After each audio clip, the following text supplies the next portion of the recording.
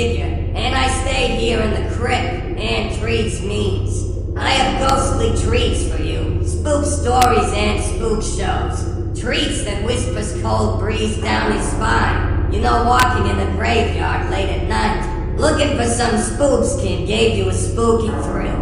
In the Book of Souls, there are lots of ghostly tales that will spook you. There are ghosts, monsters, ghouls, haunted houses, creepy graveyards, and lots more. So sit back and grab on something and listen. I got a ghostly tale for you. Let's see here in the Book of Souls.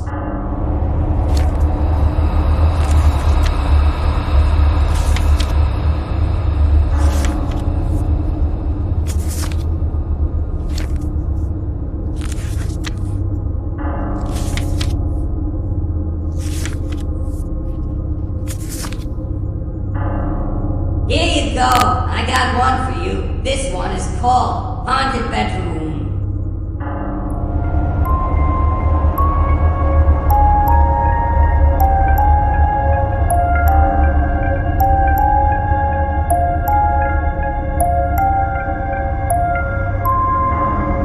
In the quiet, inky depths of a moonless night, a sense of unease wrapped its bony fingers around the heart of a young girl named Emily.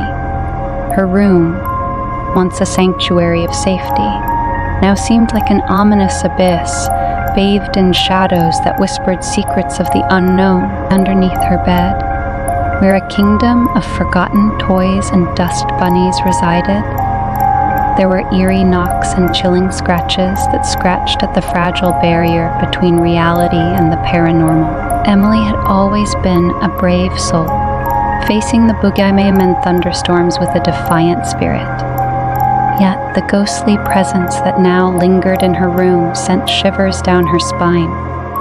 She could hear it, sense it, breathing in the darkness, closer than ever before. Each breath felt like a frigid gust of wind, sending ripples of dread through her. She knew that she was not alone. It all began when Emily's family moved into the old Victorian house on Elm Street. The house had a history that sent shivers down the spine of anyone who heard it. Legends spoke of a tragic death that occurred within its walls decades ago. Emily's parents dismissed these tales as mere superstitions, thinking they were nothing more than a concoction of overactive imaginations. One fateful night, Emily found herself alone in her room, the soft glow of her nightlight barely cutting through the oppressive darkness. As she lay in bed, clutching her stuffed teddy bear for comfort, she heard the first ominous knock. It was faint, almost hesitant, like a phantom's attempt to reach out from the netherworld. Goosebumps prickled across her arms, and she froze. Knock, knock. She told herself it was just the old house settling, the creaks and groans of ancient wood. But deep inside, she knew it was something more sinister, something unnatural. She pulled the covers up to her chin, trying to ignore the sound. But the knocking persisted, growing louder and more insistent with each passing moment. It seemed to be coming from underneath her bed, a place she had always considered safe. Terrified but determined to confront her fear, Emily slowly lowered one foot to the floor, an inch toward the edge of the bed. As she reached down to peer beneath, the knocking suddenly ceased, leaving her feeling foolish and paranoid. She hesitated for a moment before mustering the courage to look. What she saw made her blood run cold. There, in the darkness beneath her bed, were two pale, skeletal hands, gnarled and twisted, with long, bony fingers that seemed to stretch out toward her. They scraped against the wooden floor, producing the eerie scratching sounds that had haunted her. Emily let out a gasp of horror and scrambled back into her bed, pulling the covers tightly around her. The hands continued to scratch and claw at the floor, as if the entity beneath her bed was trying to claw its way into her world.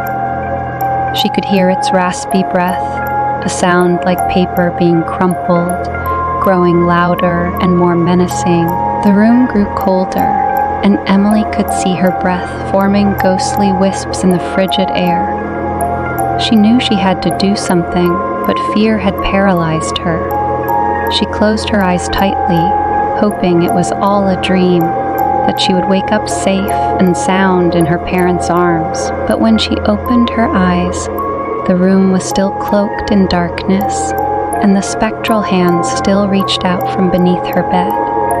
The scratching had grown louder, more desperate, as if the entity below was on the brink of breaking through. Desperation fueled her courage, and Emily finally found her voice. "Who are you?" she stammered, her voice quivering with fear. The scratching stopped abruptly, and the room fell silent. Emily held her breath, waiting for a response. Then, a faint whisper echoed through the darkness, chilling her to the bone. "I am trapped," it hissed, a voice as ancient as the house itself. Trapped between worlds, between life and death. Emily's heart pounded in her chest as she listened to the ghostly voice. She couldn't see the entity beneath her bed, but she could feel its malevolent presence, its otherworldly aura seeping into her room. "Why are you here?" Emily asked, her voice trembling. The voice sighed, a mournful sound that sent shivers down her spine. "I seek release, child. I seek peace. But I am bound to this place, to this darkness." Tears welled up in Emily's eyes as she felt a deep sense of sadness emanating from the unseen entity. She wanted to help, to offer comfort, but she didn't know how. She was just a young girl caught in the grip of a supernatural nightmare. As if sensing her empathy, the ghostly presence beneath the bed began to move, the hands slowly withdrawing back into the shadows.